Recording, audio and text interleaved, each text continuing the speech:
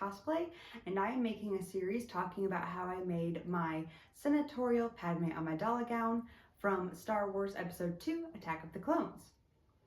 Now we're going to discuss the jacket, which is a very loose term for this enormous, beautiful garment that Padme wears on the outside of this costume. This is the component that definitely took the longest time, and this is in part because I custom made this fabric. When people are looking into making this costume, sourcing the fabric is one of the toughest challenges to overcome. This is one of the clearest images we have of the fabric, and that is from the book Star Wars Fit for a Queen. As you can see, the fabric has this distinct flame pattern that covers it in its entirety. However, what it's hard to tell from this photo is that the fabric is a burnout velvet. So the fabric has the pattern chemically burned into it so that it shows this pattern through. Though I would say that the pattern of the fabric is the most challenging aspect to look at, it's also hard to tell exactly what color it is. It's right in between a purple and a blue, so it's a blue violet or an indigo. As you can see from these three photos, the outer layer or the velvet that still has the pile on it is much darker. It's definitely a kind of purple, deep violet color that is very dark, and most of the color is actually coming from the underlayer shining through. And as you can see, the lighting in these different photos shows it ranging from almost a periwinkle to actually a deep purple, so it can be a little hard to tell exactly what color you're working with. The most accessible option is Spoonflower. Spoonflower makes a screen printed design that you can get printed onto velvet. You will see here the difference between the Spoonflower and mine. When I got my sample from Spoonflower, I was not satisfied with the depth of color and the texture. I really wanted this to look extremely expensive and elegant and to have the depth that is seen in the film. And for me, Spoonflower was not the best option. The cost is also something to take into consideration. I believe that I used around 6 yards of fabric to make this garment, and that was 60 inches wide. And getting that on Spoonflower was going to cost somewhere in the hundreds of dollars to get that much screen printed fabric. However, it is much more accessible than the method that I used, which was laser cutting. So I found a velvet that gave the darkness that I was looking for. I did end up getting a navy blue option. The film version is slightly more purple than this, but every purple velvet that I could find was a very magenta red toned royal purple and not a subdued dark blue violet, which is what I really wanted. I had professional photos taken of this costume recently, and I had the unique experience of having two photographers take my pictures at the exact same time using the same lighting equipment.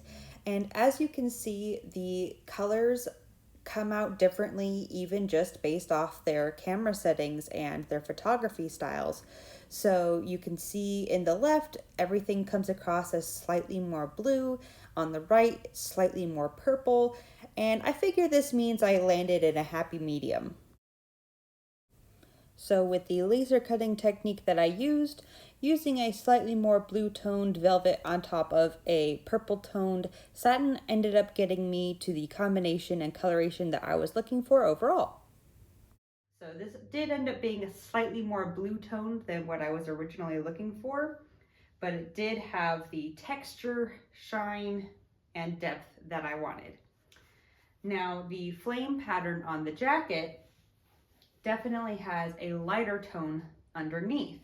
So what I decided to do I'm not sure that I would recommend it, but it's what I did, is I spent about 40 hours taking my blue velvet and using a Glowforge, which is a laser cutter, in order to cut the pattern into my velvet and then glue it on top of this purple satin.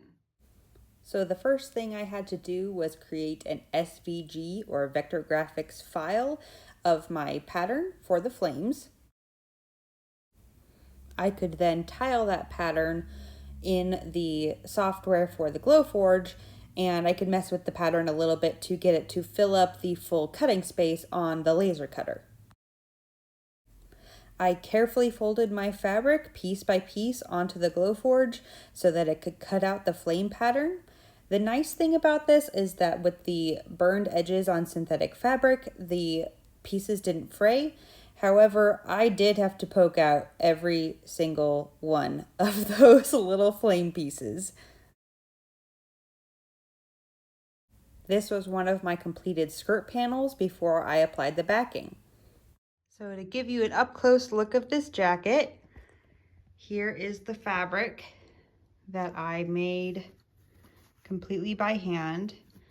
And when I zoom in here, you can just see that this fabric is raised. The glue that I used unfortunately did dry white, so up close you are able to see it on the underside of my velvet, but from more than a few inches away, it disappears, thankfully. Before I could do that, I did have to create a mock-up of the jacket so that I could have all of my pattern pieces ready to go. I was not prepared to just take my yardage of the velvet and cut all of it with the pattern. It took very long just to do it with the cut down versions with my pattern pieces, and it was very difficult to do so in a way that fit into the machine, which is only about an 11 by 17 of cutting space. So I did create my mock-up before making the fabric. So I had to work in kind of an interesting order. This jacket has a very specific and unique pattern. The top half of the jacket is extremely structured and has piping between each of these segments. So you really can't fudge getting away with doing a proper mock-up and getting this pattern figured out before you make it. The skirt portion isn't so bad. These large front panels just have a gentle swoop down here at the bottom. The back half is essentially part of a half circle skirt that is going to be going over the hoop skirt structure. The sleeves also take quite a lot of engineering, so I'll be talking about that as well. So I do have a seam here at the center, at the waistline, before getting into the complicated piping pattern. And as you can see, this front panel joins with the collar, and the piping is continuous here and here. This panel here does have a continuous line here where the piping continues.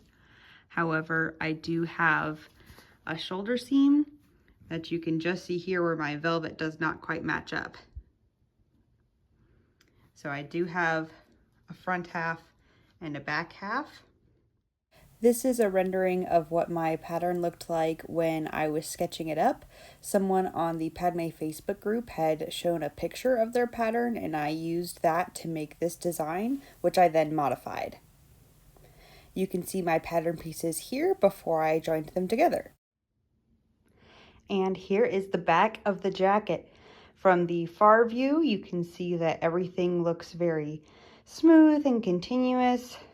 But as we look closer, we have the back of the bodice that has the collar, 1, 2, 3, 4, 5, 6 pieces before going into the main body of the skirt, which does have a slight train. When I walk, it does look nicer than this. We have these giant, what I think of as butterfly sleeves that are joined by the brooch in the middle. These sleeves are sewn together into the brooch, however, they are not sewn onto the back of the jacket. So they are still able to give me movement of my arms and of my lower body as I go. Here's a side-by-side comparison of my source photo and my work in progress for the brooch. I hand beaded the brooch and then attached it to a piece of cardboard so that it would have stability when I put it on the skirt. I would also like to point out that there are small cap sleeves here that go on top of the butterfly sleeves. The cap sleeves and the collar do actually have iridescent sequins that match the sequins on the bodice. Here is a profile view so that you can see how the jacket lays on top of the dress, namely the sleeves that go straight down from the front of these cap sleeves. So the placement here is right like 3/4 of the way around. So there's a little bit here in the front, but most of the fabric is in the back. So I think of it as 1 to 3/4 towards the front, so that this opening goes straight down, and then this has a diagonal that goes straight down to the brooch at the center back. And there you have it. That is how I made the jacket for Padme's senatorial dress from Star Wars Episode 2, Attack of the Clones. Here's the final look.